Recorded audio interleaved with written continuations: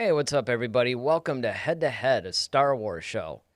Well, you know what? It looks like the Luke Skywalker series rumors are at it again. That's right. This time, once again, they're talking about the whole Luke Skywalker series thing, but this time it looks like we have a timeline, and we're going to talk about it right now. You're listening to Head, a Star Wars podcast. Two fans, two generations, all things Star Wars begins now. All right, hello, everybody. I'm Eric Vansel. And I'm Daryl Sanders. And we're your hosts for this show. So it looks like they're at it again. They're talking about the whole Luke Skywalker series. You know, it's funny. Every single time that I think that this rumor is either going to die out or it's just a rumor or whatever it is, always seems to come back up. Yeah, I mean, I think this is actually, I'm actually kind of excited. I'm hoping it gets true, actually. Now, did you always feel that way, or did you? Because I mean, for me, on one hand, I kind of thought, I don't really know if we need this. It was almost like a Star Wars story thing all over again. But I got to say, the more that I've been hearing about it and the more that they talk about it, I think I'm looking forward to it.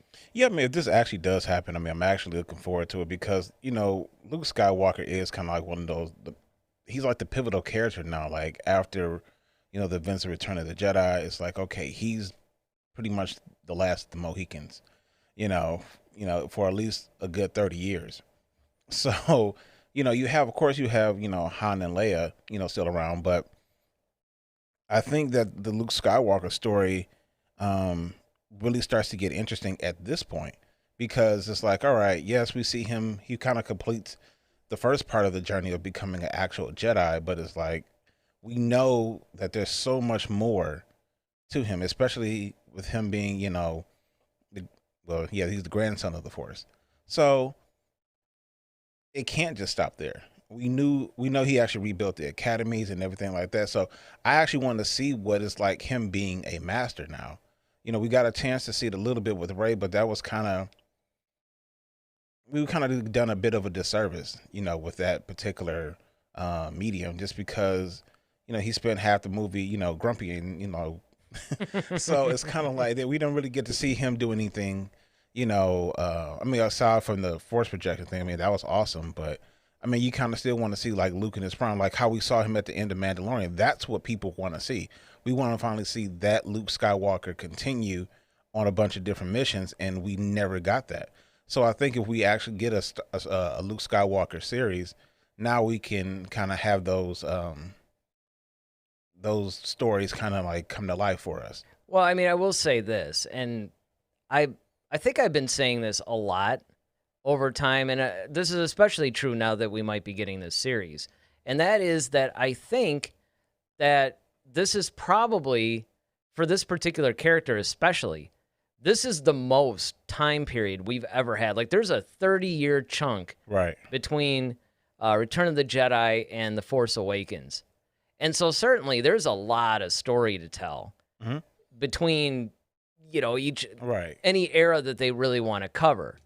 So I think what's really exciting about this is that, we could just pretty much get right into this because now it looks like we have a timeline. So let's do it.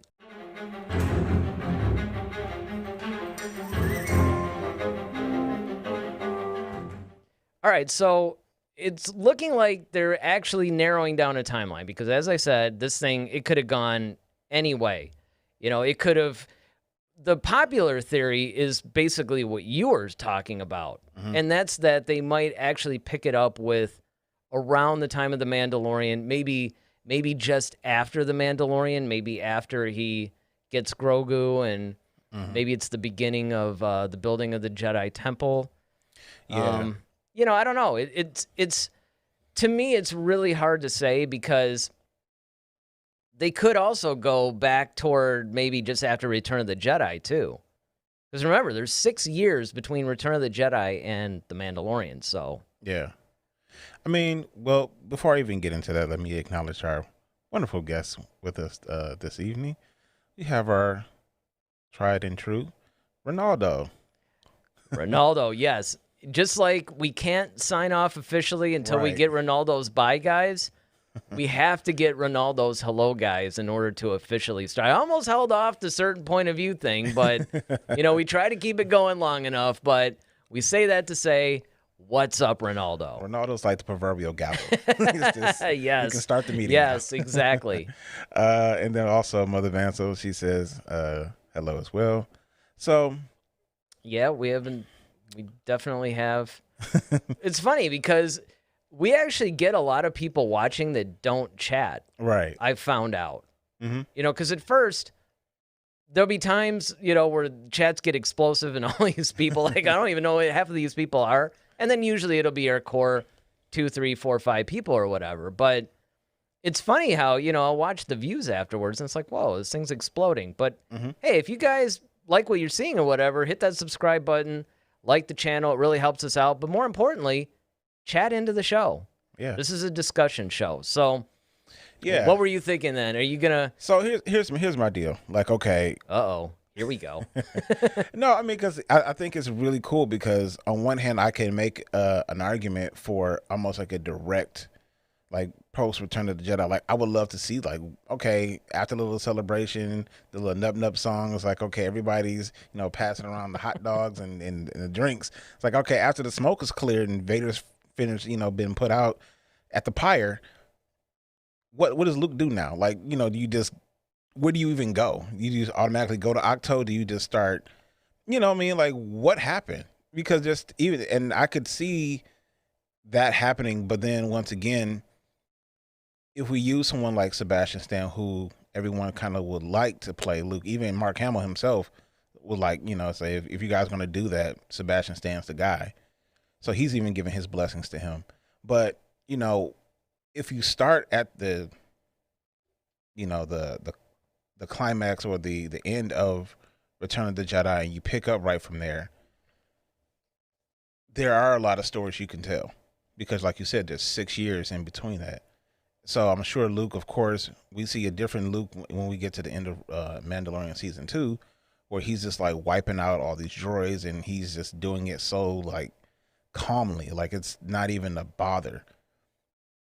And then, we see him kind of pick up Grogu at the end, and then he proceeds on. And so you could tell that story. And I think that's where most people will want, because now you have this anchor point of Grogu, because everybody's already fallen in love with him. So now you want to see, well, what happens with Grogu? Does he go to the dark side? Does he die? We don't see him in Force Awakens or anything like that. So what happened to him? Especially we know his species lasts for, hundreds of years. So what happened to Grogu? So I can see why people would kind of want to see that aspect, but there's the side. I mean, honestly, I want to see it all.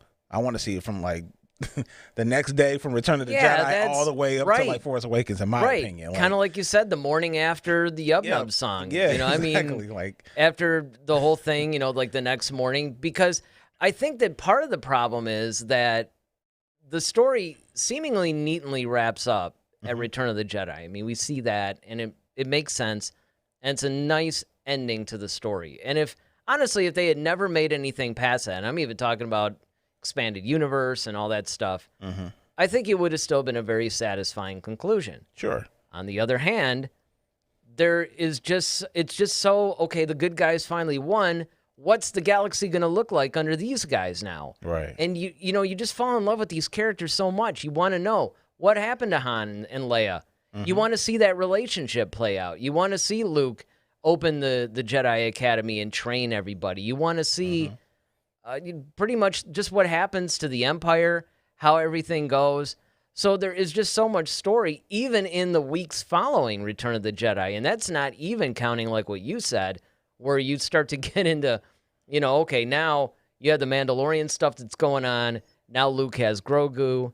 What happened to him? Because like you said, I mean, we don't see him for The Force Awakens and all that other. And, the reality is the character wasn't written yet. I mean, exactly. That's why. That's the real answer. Right. Yeah, but still, and I just think that it's one of those things that even if you just take everything in universe, there's still quite a lot that they could deal with. That's on there's just so many stories that you could tell even within a short period of time at any point in those 30 years. Oh, absolutely. I mean, you can honestly just create miniseries just like, okay, you know, Luke 10 years later, Luke 20 years later, Luke, Yeah. like, you know, you can just do like almost like every period decade, piece, but then again, it's like I said, you could even, what if you actually had a 10-episode series that just dealt with the 2 weeks after Return of the Jedi? Yeah, You could do that. I mean, that's what's so scary about this, and yeah. No, I don't envy these guys. Oh, you're absolutely right. I mean, but then you also have, you know, the big question too of, okay, and we said this because remember we were trying to figure out, like, all right, you know, when they put Grogu on the little seeing rock or whatever the heck the thing was called.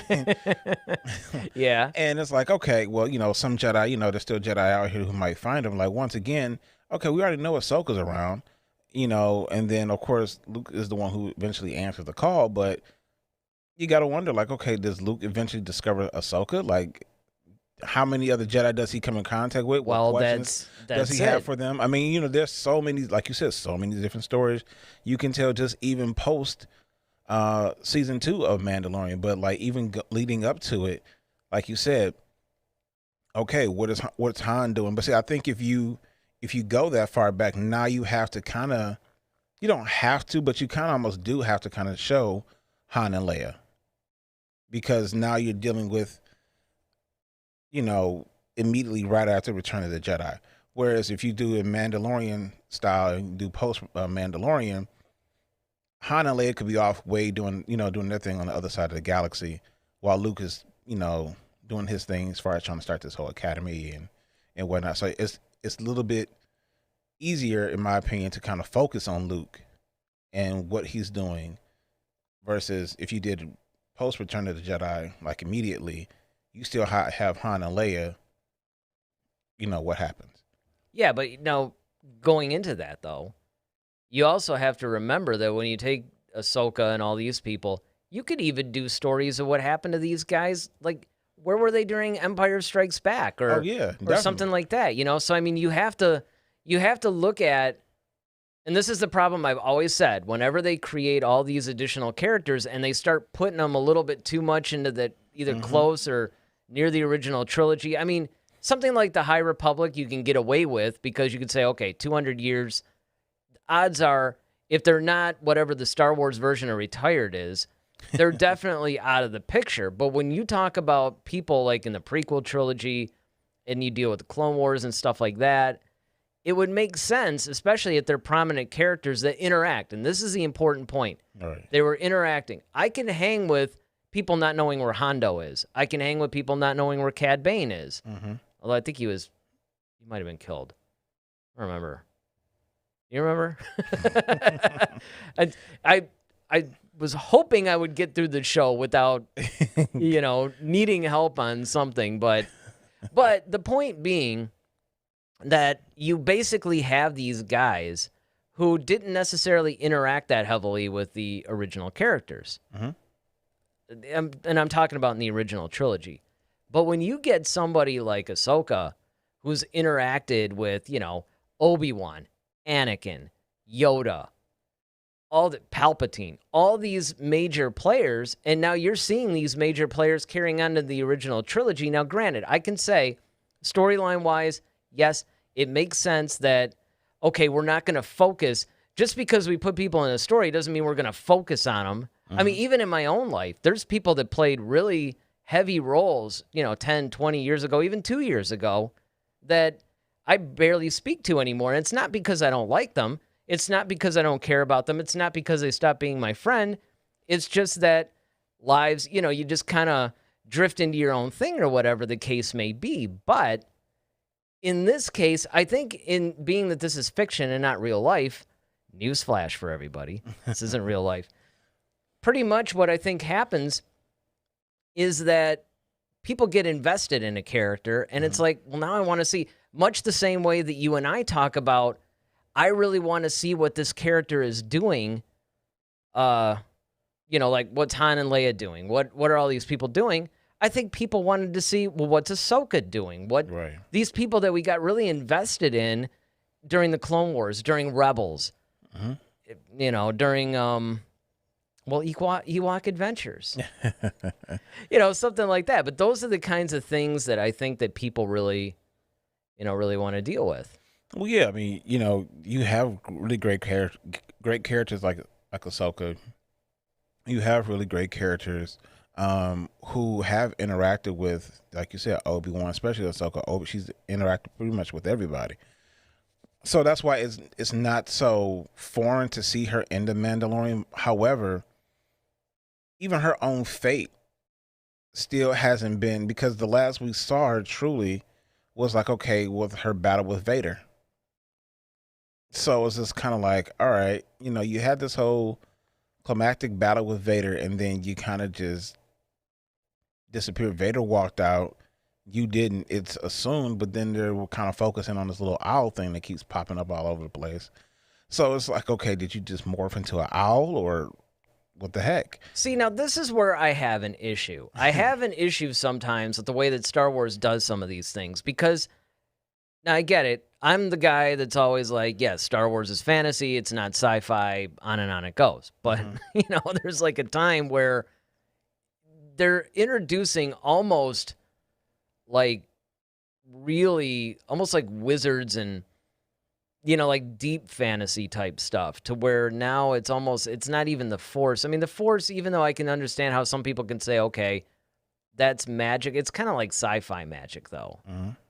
It's not like Gandalf magic. Right. Whereas if you're going to have a character, are they like transforming into some sort of an owl type thing? Now, I don't remember if it was Jason or Ronaldo. One of those guys pointed out after one of our shows that it wasn't really an owl. We kept calling it that. Mm-hmm. That's what this looks like. Because it looks like, and it became kind of a joke. It's kind of like the white pants thing. Yeah. But one of the things is that whatever this thing was, or whatever it's supposed to represent, even if you really figure it out, right? Like, it's still kind of like, where are you going with this? Now it doesn't really feel like Star Wars to me. Well, it's just, and this is where you have to look at Star Wars. A lot of people want Star Wars to evolve, to be different, not be so derivative. So now we start pushing the envelope, and it's like, okay, well, I don't like that because that's too much like this. So going back to Palpatine, he said in Revenge of the Sith, even though he was talking about the dark side of the Force, can lead to powers some could be seem to be unnatural. So it's just like, we really don't know, like I said, the full extent. I mean,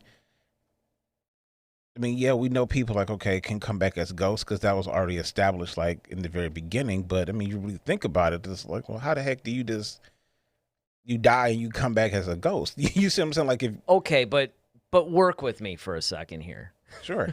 All right. Work with you any day, man. All right.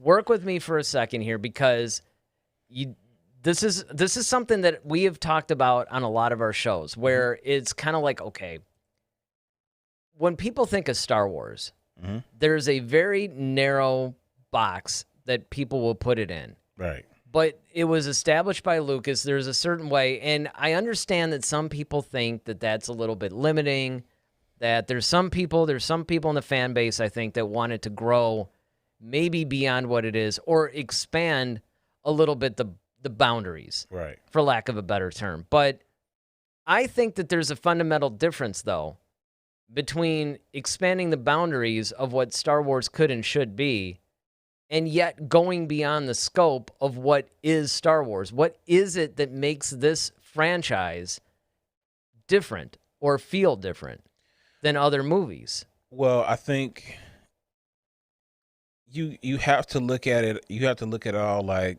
this.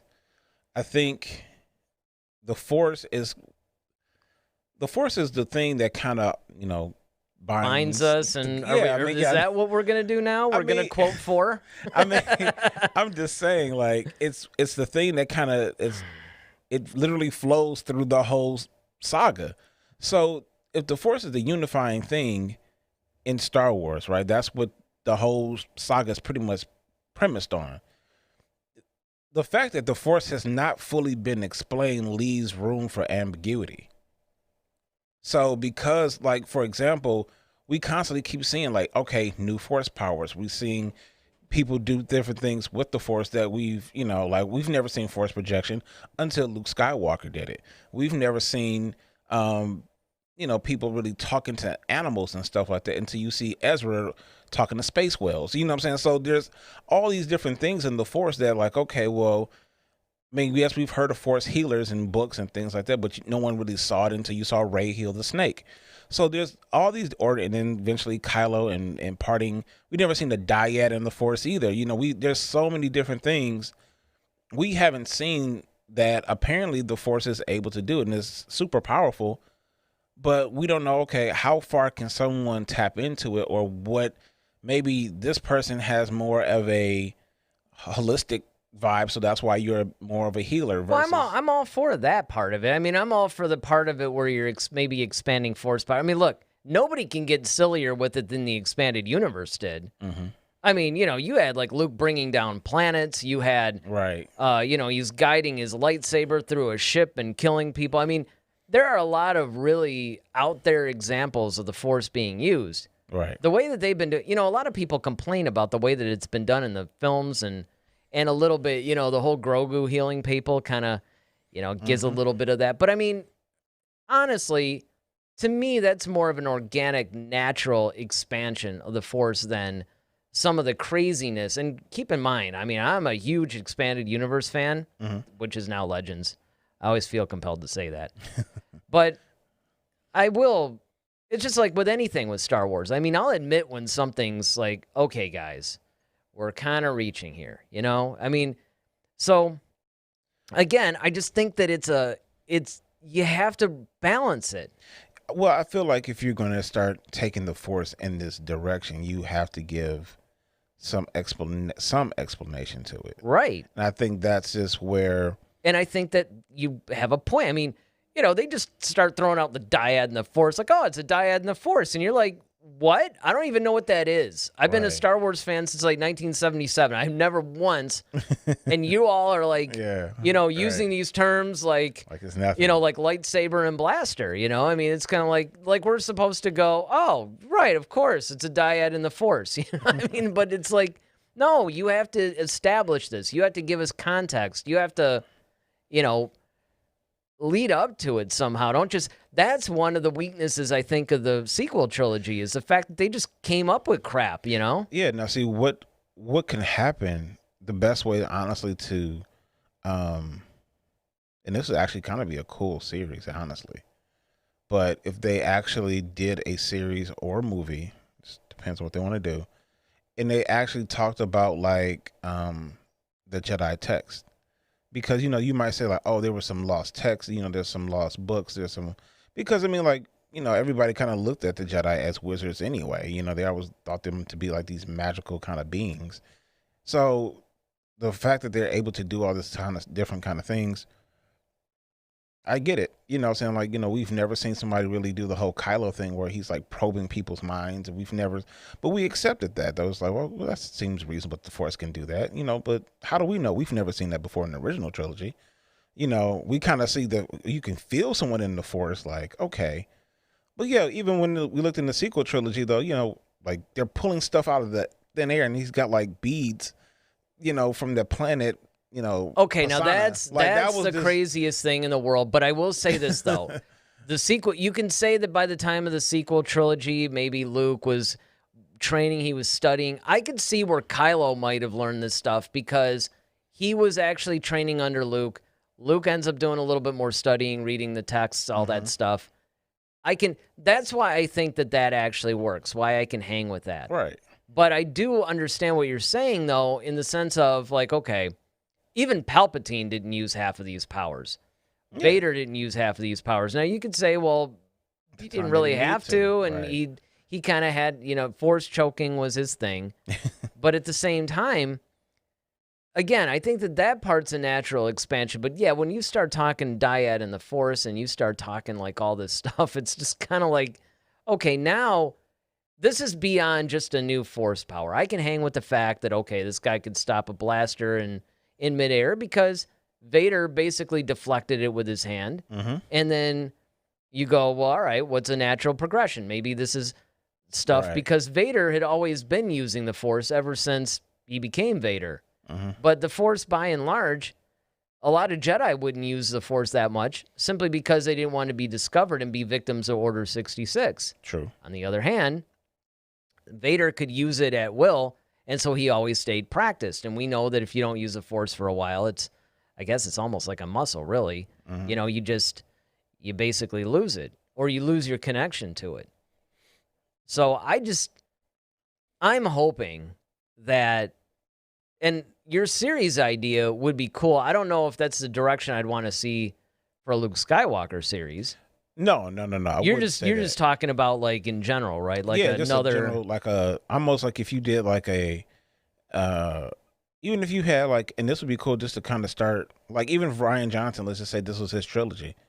Let's just say that was his trilogy of discovering like all the old Jedi artifacts and texts or some High Republic type stuff. Yeah, it makes sense. I mean, that whole thing was, I mean, not that the Jedi text thing was an invention of his, but it was definitely used in his movie, though. Right. I mean, and, you know, everybody kind of knew about all that stuff because even in books, you would hear about, like, okay, these prophecies, and you would hear about, you know, all these different books. I mean, that had, like, a library full of stuff that, you know, I'm sure that came from ancient people. We've never saw that, you know, that rock that Grogu was on. We've never seen anything like that before. Well, that's, yeah. I mean, that's what I'm saying. Like, all this stuff is like, okay, well, you have to expand the lore, and I get it, because otherwise you're going to be limited. But I think you have to your point, you have to do it intelligently enough where you kind of establish, like, okay, you know, after finding these texts, people are starting to see, like, okay, because if you really think about it, like, the Jedi that we've seen, you had like a whole war going on. So it wasn't a whole lot of like reading going on. It was all about action in the prequels, right? So outside of like maybe the Phantom Menace, and that was the very beginning of all this stuff. You know, they're already feeling this dark side presence. They're already feeling like, okay, Palpatine's influence on stuff, but they just can't figure out where it's coming from. Then, of course, you know, all this stuff is popping up. Anakin shows up on the scene. He's got a super high M count. So, like, now everybody's like, okay, well, what the heck is this? You know, but then, you know, this whole war is popping up. You got Maul popping up. So now they know the Sith are back. So everybody's not really focusing on the whole text stuff. And of course, now you got Dooku, once again, the story. So then you get to the original trilogy. I mean, you got to take this kid who's like 18 years old, 17, 18 years old, and just give him a crash course in being a Jedi because he's got to go up against his dad and his boss. You know, it's just kind of like he didn't really have a chance to really. He just had enough tools just to be dangerous, really, just to be formidable. Like, just because you have it in your blood, we'll just give you a few things you'll need to survive, and hopefully you can get the job done. So we're really not even really truly exploring the true nature of the Force and the Jedi until we get to the sequel trilogy, because now, you know, now we're seeing Yoda, you know, popping up. We did a whole thing on this.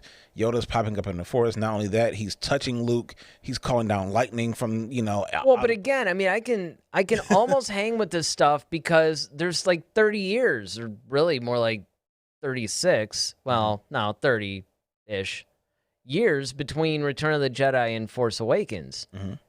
So I can hang with the fact that, because remember, now the Force Ghost thing is one exception to this rule. The Force Ghost thing, in my mind, they did expand, but they did it gradually. Mm-hmm. So in Episode 3, they basically established the fact that, look, Qui-Gon kind of discovered a new thing. Now, granted, how do you practice? But that's like, you know, I mean, it almost seems like it's one of those things that you better get it right on the first shot or it's over. But I'm going to let that go for now. But he said, okay, to Obi-Wan, you have a little bit more, you know, you got to learn, and on it goes. And then each time, if you remember, Obi-Wan, when he first appears to Luke, well, first when he appears, he doesn't even really appear. He's like a disembodied voice, right? Because Luke's he flying just, the X-Wing, he right? just, yeah, and he just finally died. And basically, he's kind of like, maybe, okay, I'm just dead. I'm trying to feel my way around this or whatever. He's a disembodied voice. Then in Empire Strikes Back, he's a little bit more of a form, but he's still kind of faint and distant. By the time you get to Return of the Jedi, he's kind of like just a glowing version of himself. You know, he's sitting on a log. He's a little bit more physical. So in that span of time, you could see that Obi-Wan, after he had died, had basically grown in his power. So it makes sense that Yoda now, from the time he goes, 30 years later, he's a little bit... Yeah, he was a Grandmaster while he was living, so... Sure, and I mean, I just happen to... And plus, I mean, I'm thinking, now this is where the EU is a little bit different from what we've been seeing in Disney canon, is the fact that in the EU, right out the gate, Timothy Zahn's first book, Heir to the Empire, which essentially was episode 7 until the real one came out, he basically... Obi-Wan appeared to Luke...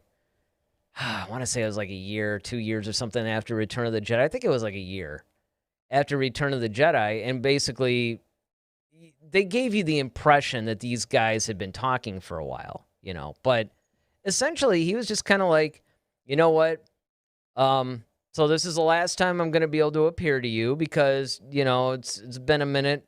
Powers are fading a little bit, and I'm not going to be able to maintain that connection with the physical world for very long. Whereas in Disney canon, it seems it's almost the opposite, which actually is one of the ways that, to me anyway, makes a lot more sense when you think about it the way I just walked you through the Obi-Wan thing. Disembodied voice, maybe a little bit of a faint form, and then fully formed, and then on and on it goes. Now, again, yes, you see disembodied voices again at the end of Rise of Skywalker, which is a little odd, because it would have made infinitely more sense to me, and I think it would have actually been a much better ending if all of a sudden, you know, they show Palpatine, and then he has like kind of a horrified look on his face, and then they cut back to Rey, but there's an army of all the Jedi again in like kind of Force Ghost form with, you know, maybe, I don't know, lightsabers drawn or whatever, but... At least their hands out or something. Yeah, or their hands out with like some energy or something like that. I mean... To me, that would have made more sense. Instead of some, like, stupid little, you know, go on, Rey, you can do it, Rey. Go, Rey, you know, and then her going, I am all the Jedi. And, I mean, it's just like, I get what they were trying to do, but to me, that would have been more effective. Because it seems to me, anyway, that with Force Ghosts,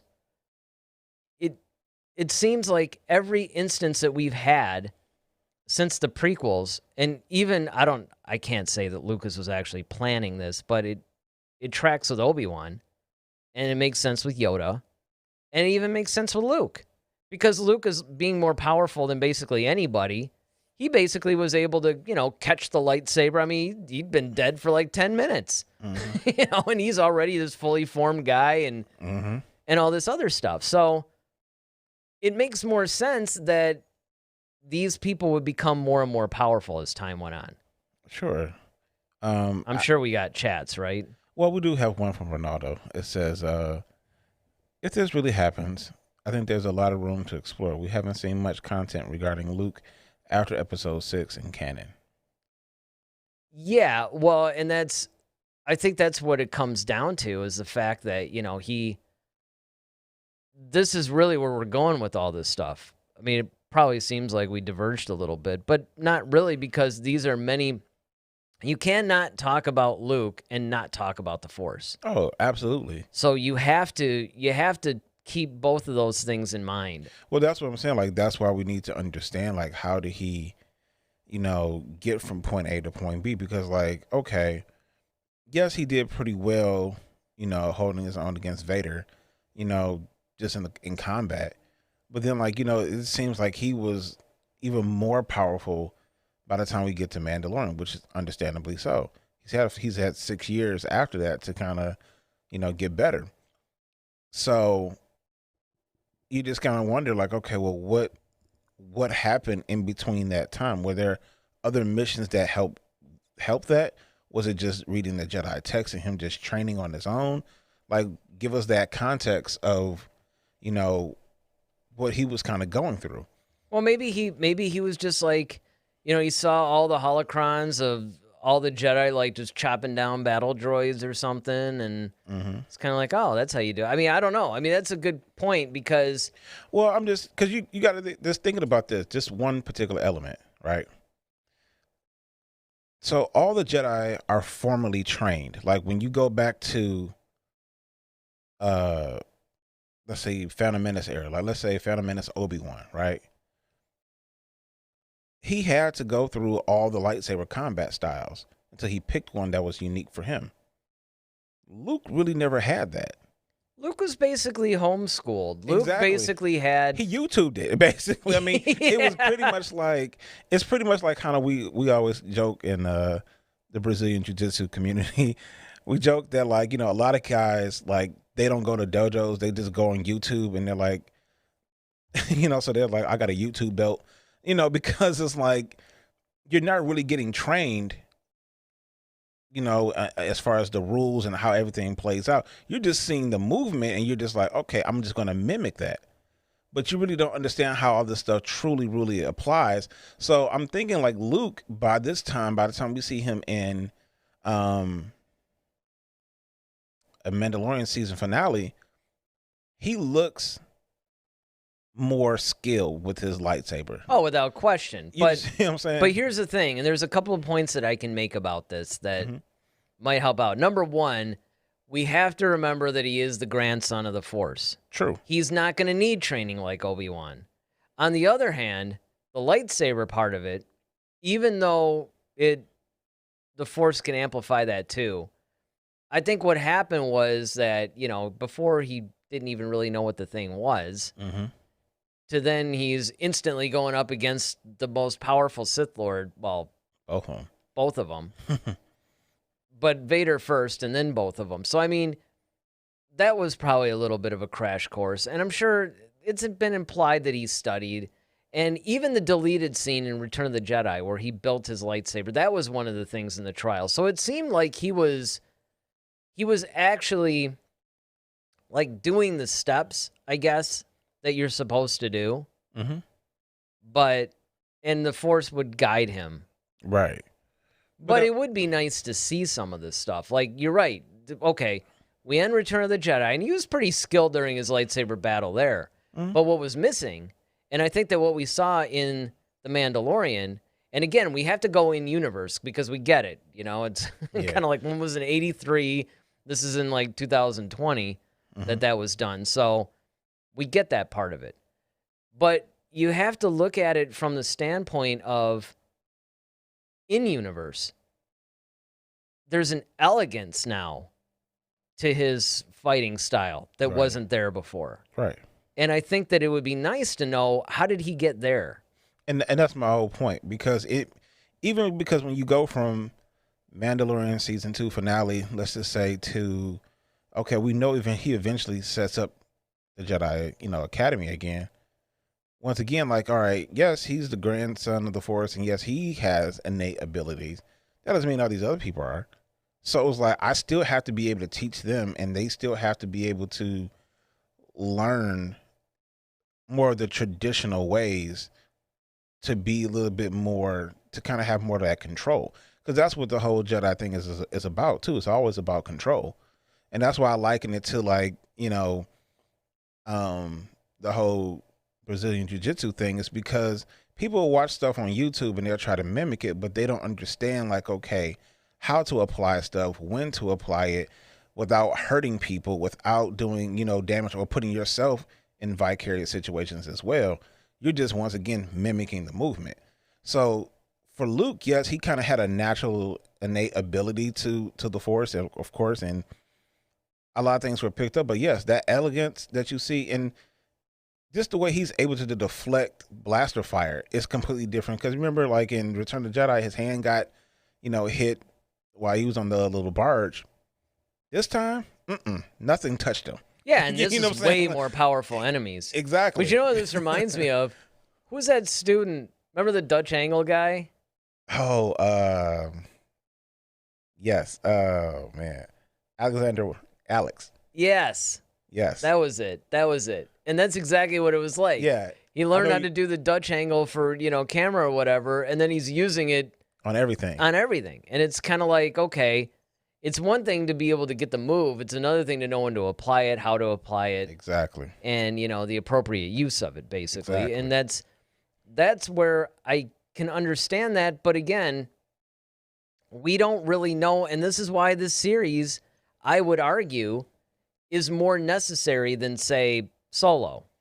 Right. Even Ronaldo posed the question, would you prefer a movie about Luke or a series? I definitely would prefer a series. Oh, yeah. I mean, I think you have to.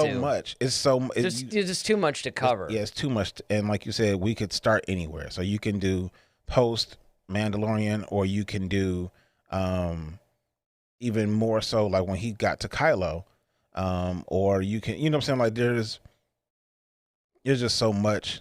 Well, if you take it into terms of, even if it's in, like, let's say it's a 8-episode series, right? Mm-hmm. And let's just say half hour. None of these like 22-minute episodes. Right. But, there was also 45 ones of The Mandalorian too. So let's just say it's a straight up half-hour series. Mm-hmm.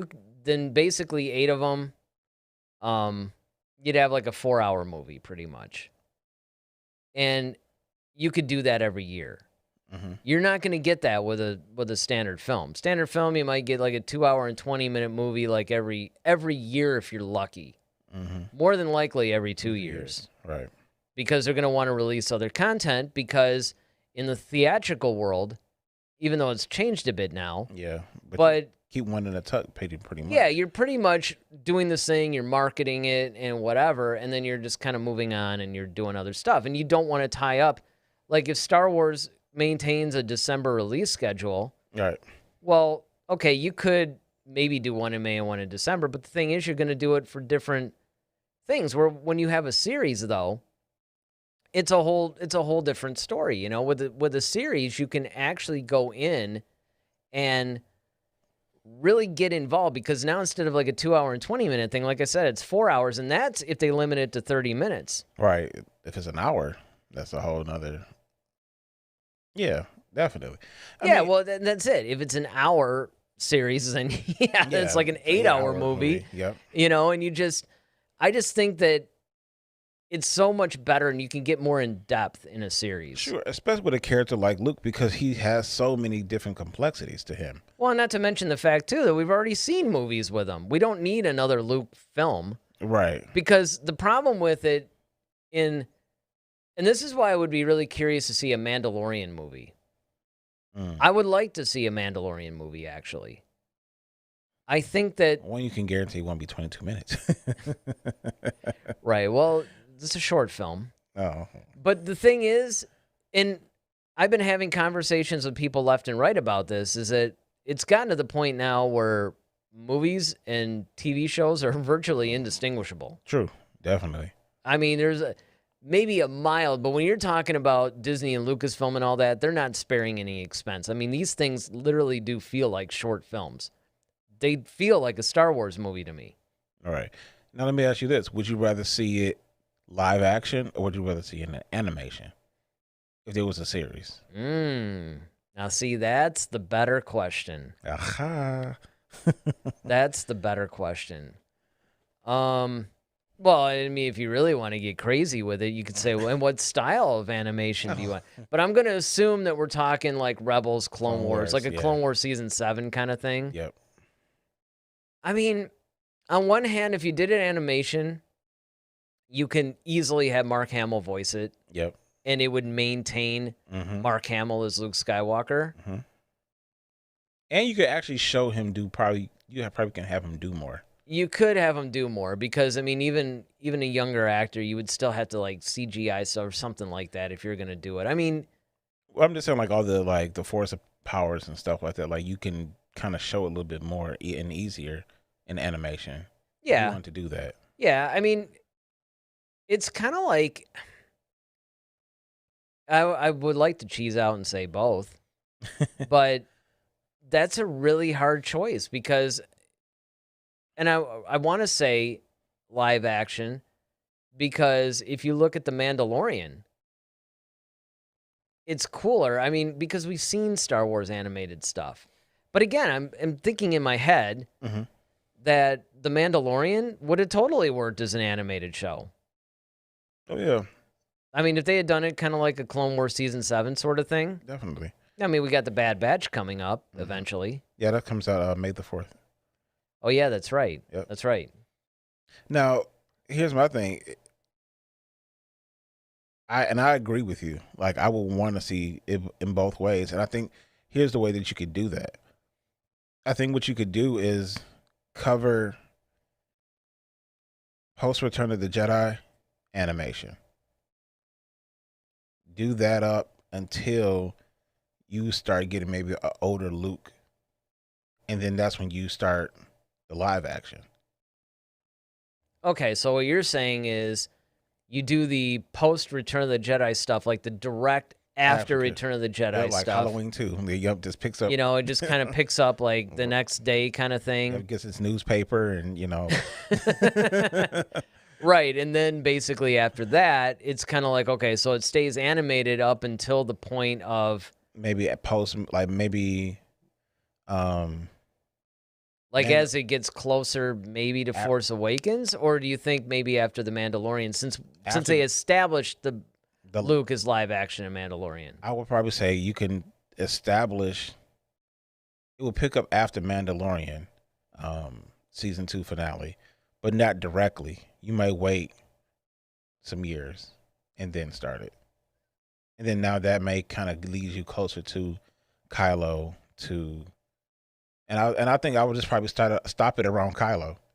Like when Kylo finally make that the season finale, when Kylo decides to screw this. Well, and what they could totally do on that. And that way you can uncover, that way you can put where Snoke comes in, you can put where this whole First Order comes. Right. You can answer all those questions. But see, that's what I was going to say, because remember, in the Rise of the Kylo Ren comic, they basically addressed some of that stuff. Right. Like they basically told the whole, okay, here's the moment when Kylo, it kind of picks up where Kylo's still Ben Solo for a little bit, but Snoke is, he's going to Snoke, talking about how frustrated he is and everything. And then what they could do is just like what they're doing. I mean, essentially they could almost do what they did with the Kylo Ren comic, where they, what did they basically chronicled the Knights of Ren and how Kylo became the leader of them. Mm-hmm. But then it was also Snoke in his ear trying to get him to become part of the Knights of Ren. And, of course, Luke comes in. And, I mean, I remember you read all that stuff, too. So they could actually do something like that. Yeah. Have it kind of bookend that. Either do that, kind of like what they did with the end of Clone Wars, where not only did they go... Because we all thought, oh, wouldn't it be cool if they went up to Episode 3? But they went into Episode 3. But what they did, though... which I liked, was so you're Ahsoka and Rex and all that. It's kind of like, well, what were they doing during that? Mm-hmm. And to go one further, I wouldn't mind seeing a similar thing for episodes 4, 5, and 6. What are all these characters that we've fallen in love with? What were they doing when Han, Luke, and Leia were doing this over here? All right. Well, I mean, it's it's a wide open thing, man. I think that a Luke Skywalker series definitely should happen, just because, especially when you see the kind of the end already. So you kind of want to know, like, okay, well, what happened in the middle? Because that's where a lot of development happens for his character. You know what I'm saying? So to see how we know why he was disgruntled and, disenfranchised, because he felt, like he failed Kylo, and, now he's running loose all over the galaxy as, Kylo Ren, and he knew him as Ben Solo, and then he felt like he failed his sister and everything like that. So I get that, but the maturation of his character and how he decided, because, there's a blueprint, but I think Luke kind of went away from the blueprint of the Jedi in a way, as far as, like we've talked about attachment, we've talked about certain things. Like, I think there are some things that Luke decided to not bring into his new Jedi Academy. He decided to kind of, revamp things, kind of make it in his mind maybe a little bit better. And so you would kind of want to see, like, okay, how is he doing this? Did he consult Yoda? Does Obi-Wan pop back up and have a conversation with them? We got some chats from Ronaldo. His first one is, I think you can explore more with a series with more time for Luke to travel. And then he also says, if they do this, do you think they would really try to connect with the sequels? He thinks they would ignore them. Yeah, that's a good question. Well, first, I think that one of the things that you have to look at whenever you look at this stuff is the fact that, like you said, there's just so much that you can cover in all of this. And this is so expansive. Mm-hmm. But, to go directly into Ronaldo's question, I don't know. It's kind of tough to say, really. Like with the sequels, I don't know if you necessarily have to go too far up to them. Like what you were saying, which I kind of carried along by mentioning specifically the Kylo Ren comic. But if you basically went up to the point where Ben Solo essentially ended almost with that flashback scene from The Last Jedi, I think would be the coolest thing. Right. Like basically the last thing is, Kylo destroys the temple and then Luke's hand comes out of it. Yeah. Exactly. Like almost like it's a callback to it. It's almost like you put that scene in and that's the end. I think that would just be absolutely immensely powerful. But it's really tough to say though, because again, one of the things that I really liked about, if you go back to the prequels and stuff like that, right? You basically start out with films, which is showing you the very beginnings of the Clone Wars. Right. And then it kind of ends where it's almost like episode 2 and episode 3 are the beginning and the end of the Clone Wars. But then they pick it up with an animated series where they fill in that gap. So another thing they could do is they could actually take several, I don't know if it's one series that features Luke Skywalker and you just do this in seasonal chunks, or does he just pop up in a bunch of different series that kind of overlap his timeline? But whichever one you want to do, I think that what would be kind of cool is if maybe, say, season 1, let's just call it season 1.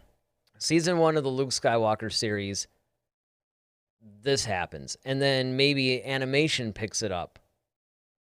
And then you come back, you know what I'm saying, to like the second season or something. Or maybe maybe this Luke Skywalker series covers like a particular chunk. Animation picks that up. There's a number of different ways I think you could do this. Sure. But and this is where they have to be very careful, because right now this is all speculation.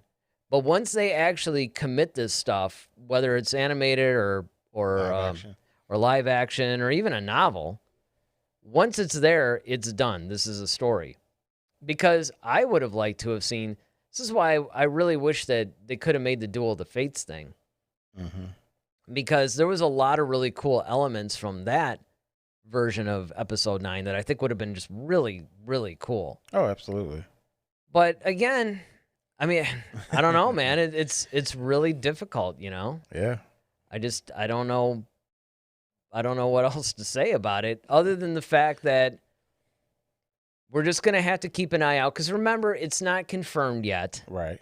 This is not some sort of a thing that, has been confirmed and we're on our way to it. This is still speculation. It's just that one of the reasons why we wanted to cover this whole thing was because, let's face it, it's been gaining traction. Yeah, I was going to say it's getting a lot, and a lot of people have actually said it's in development. Yeah, I mean, and I have no doubt, and of course in development can mean there's a lot of shows that are in development. Right. But the thing is, I just can't help but think that, and this has been the thing lately when they kept saying, oh, Boba Fett will appear in The Mandalorian, and he does, and oh, Boba Fett's going to get his own series, and he gets a mini-series. So, I mean, there's usually when they start saying this stuff over and over and over again, eventually something comes to fruition. Yep. So you guys have to let us know what you think, though. Do you want to see, first of all, do you want to see a Luke Skywalker series or not? If you do you want it live action or animated? I almost should put like a poll up there, right? Because people are going to be like, okay, hold on, let me write this down. But basically just overall, let us know what your thoughts are about a Luke Skywalker series and what you would like to see or not like to see in it. So from that standpoint, I think it's time to go to what is my favorite topic, because as you guys may or may not have realized, we're doing a single topic show tonight because we really wanted to dedicate and focus in on this Luke Skywalker thing. But yeah, let's do it. It's time to clear your mind. All right, so this is where we take a couple of questions from you guys that you send into us, and we answer them on the show. Yeah. All right, so who is our first? I keep wanting to say victim. I know. It's so terrible. It's like evil of me. Right, you want to clear our mind, but then you want to like victimize it. I know. It's this whole peaceful new agey thing, and all of a sudden I'm being all malevolent and violent. But well, who's our first? Our first question comes.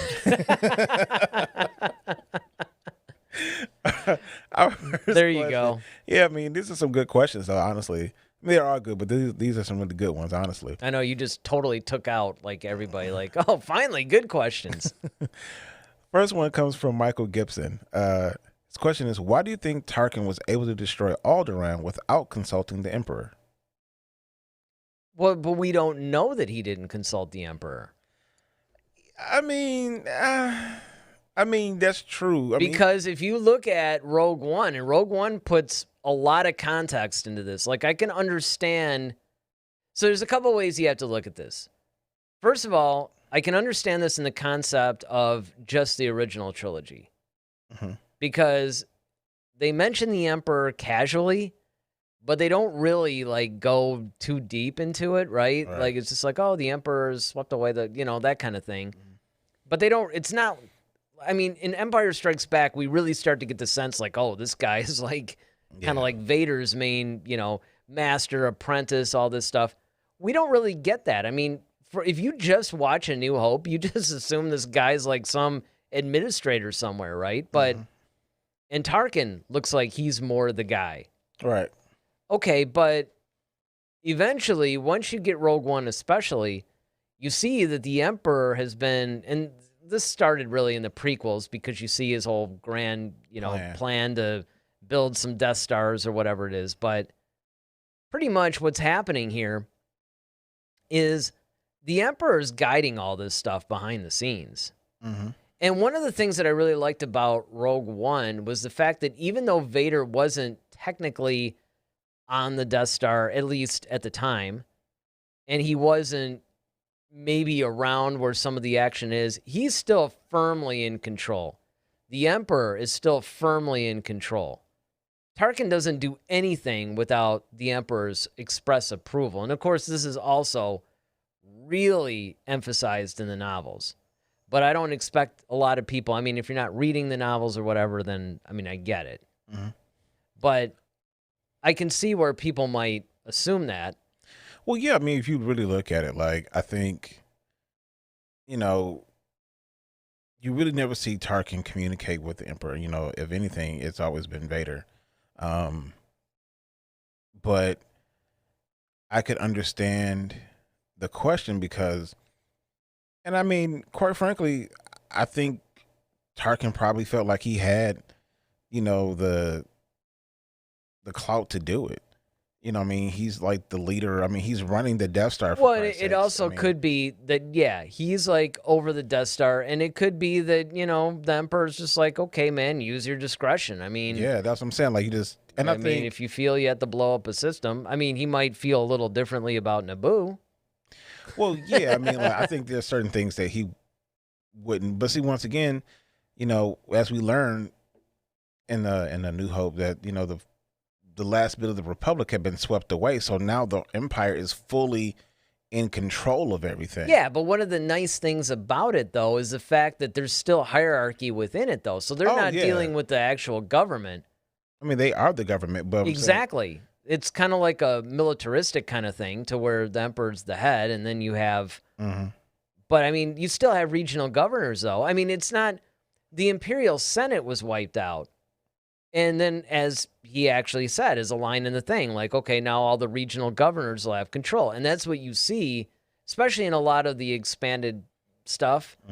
Your novels, your comics, your games, whatnot. Well, games they're not fully canonized in a lot of cases. But you do actually see that there is actual bureaucratic control that's not necessarily a part of the Empire's military machine, but it's still kind of like a political kind of thing, but yet they are under the rule of the Emperor. The Emperor is the one, and then, of course, you have his military might that enforces his will, which is kind of like, fear will keep the systems in line. Well, I mean, I just, I honestly didn't think that Tarkin pretty much had. And I think that it was all because, they captured Leia. Because don't forget, I mean, this is where Rogue One really comes in handy. You know that Palpatine must have known when, Vader and all them were going. And it's like, okay. And they all know who Princess Leia was. And she was a key figure. And they probably figured because of Bail Organa and you get a little bit of that history in the prequels. They're probably like, you know what? There's probably a lot of rebels on Alderaan. So if we destroy Alderaan, then that sends a message to the rebellion, and it also probably hurts their morale, and it takes a lot of the fight, or so they thought, out of Leia. So I think that there was a reason why they would have had express permission to actually do this. Okay. So, yeah, that is a good question. Yeah, it was a really good question. Which, by the way, I'm almost done with that Thrawn book. Okay. And I can't recommend it enough. But I won't talk about it now. What's the next question? The next question comes from Jerry Sims. Do you think that the Miggs Mayfield character is what Finn should have been? Well, I definitely think that they should have given him a moment like what Mayfield had where he was talking about it. But yeah, I mean, honestly, I could see that. Yeah, me too. I honestly was like, you know what? I never thought about it, but me neither. I'm like, you know what? That's well, actually, no. Yes, we did, because we even talked about that at one of the shows. Because we said, you know what? This is what they were really trying to make Finn. Yeah. But once again, the Mandalorian showrunners get it right, and then Kathleen Kennedy and her brood get it wrong. Big surprise. All right. But I mean, absolutely. Yeah. Because you really understood the tragic, because one of the most tragic things, I think, to me, is how they handled Finn. Well, yeah, exactly. I mean, I think it was cool. Like I like his comedy. I like the fact that I like the character. But I just think that they really missed the whole, and I think they tried to kind of do it with the whole cat and toe bite thing but it was Rose who was kind of really much talking about what saving she had like lost. These and then saving these llama, like, okay, they're in, they're like they did these things on my planet, and there's these little camel things, so now we got to save them, and then now it becomes like a PETA thing, and it is. It was. I mean, I didn't know what I was watching. I'm like, what am I watching right now? Exactly. What is this? All of a sudden, this Star Wars turned into like a Land Before Lost or something. It's like some sort of public service announcement. I've kept expecting Sally Struthers to come out and say, look, for 52 cents a day, you can help these little starving children that are being kept again. I'm like, what part of you thought this was a good idea?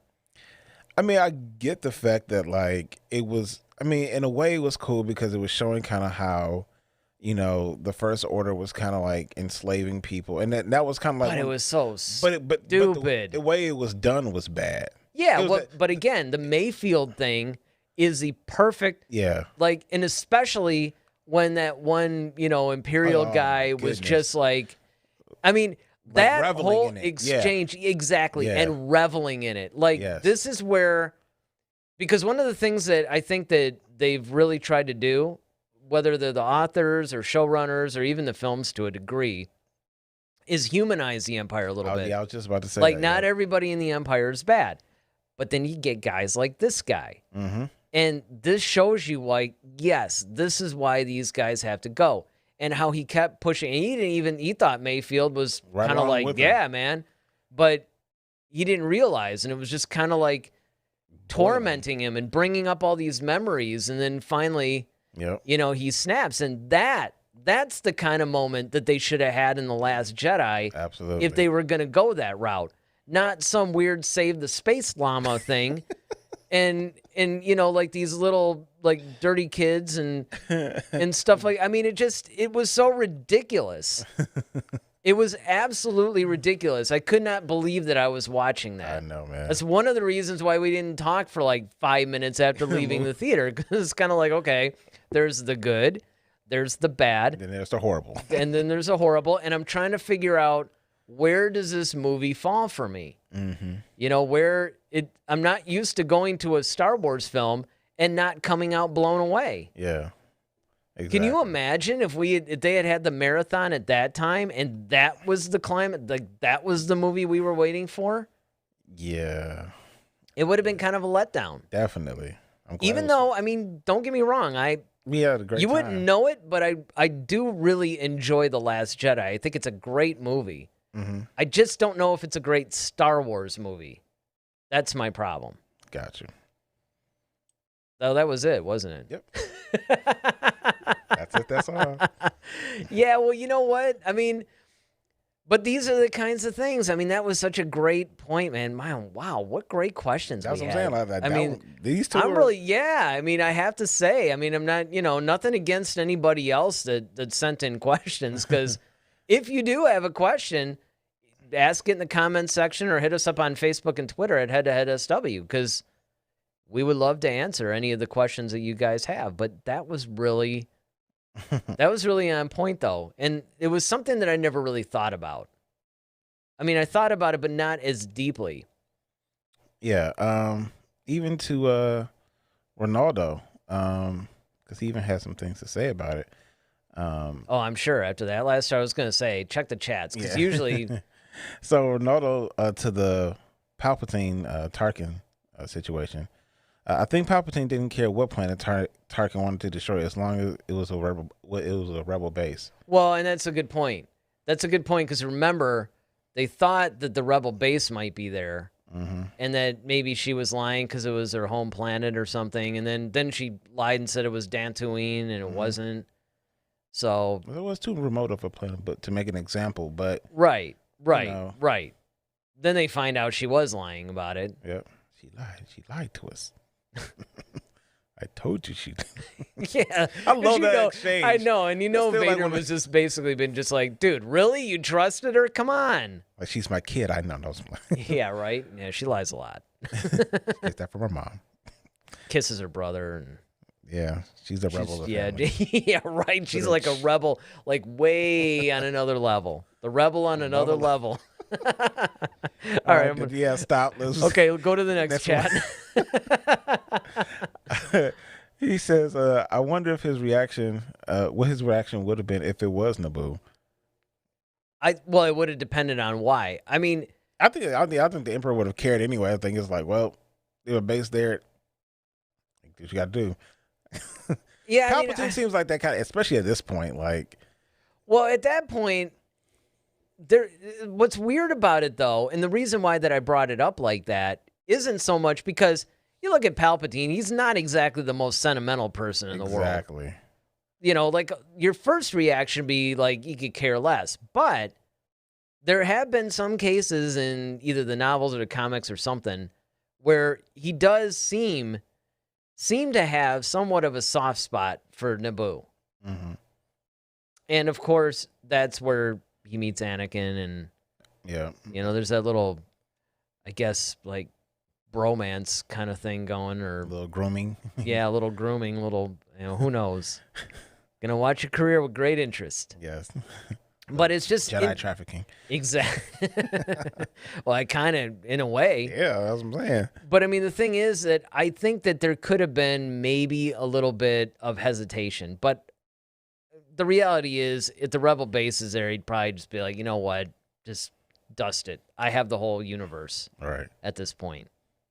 And then he also says, not the exact same character, but he needed to have a moment to confront Finn's past life.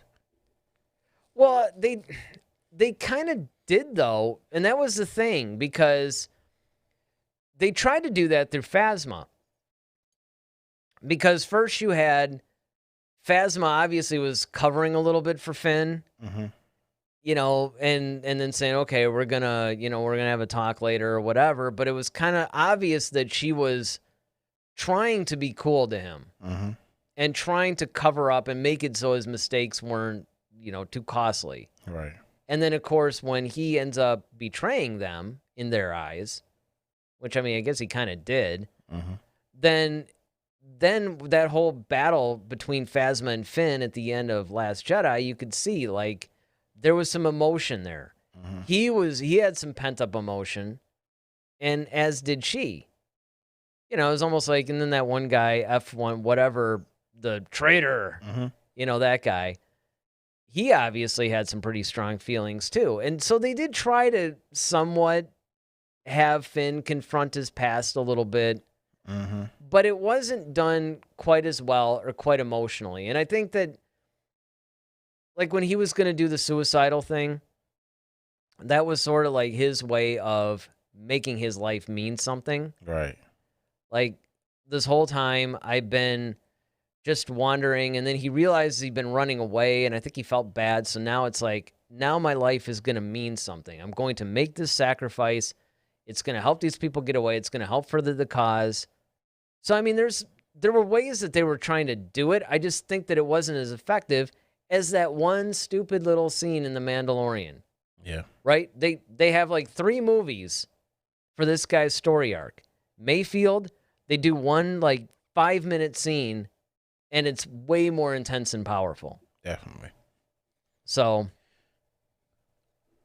Well, is that it? That's it, my friend. That was really it. Yeah, okay, that was really it. All right. Well, so hopefully you guys enjoyed tonight's show. Like I said, if you did, make sure you hit that subscribe button. Definitely hit the like button. And, like I said, Monday we may or may not have a show. It kind of depends. I'm going to be out of town doing some work stuff and everything. So it may be, we'll kind of see how that whole thing goes. Well, we might be back on Monday. We're definitely going to be back next Friday at 8. So you guys aren't going to want to miss that. Make sure, again, that you hit us up at Head to Head SW on Facebook or Twitter or Instagram. We'd love to hear from you guys. Maybe send us some of your favorite Star Wars pictures. We always love to see them. Maybe we'll even feature one. Or some of these good questions that we got. Yeah, or some of these good questions. Definitely keep submitting those questions. So until next week, it looks like that's going to wrap up our show tonight. Yep. We will see you guys later. I am Eric Vansel. And I'm Daryl Sanders. May the Force be with you. Always. Head to Head, a Star Wars podcast. Be sure to follow us on Twitter at HeadToHeadSW. Submit your questions for our next show. Visit our official website at headtoheadswpodcast.com. Until next time, may the Force be with you, always.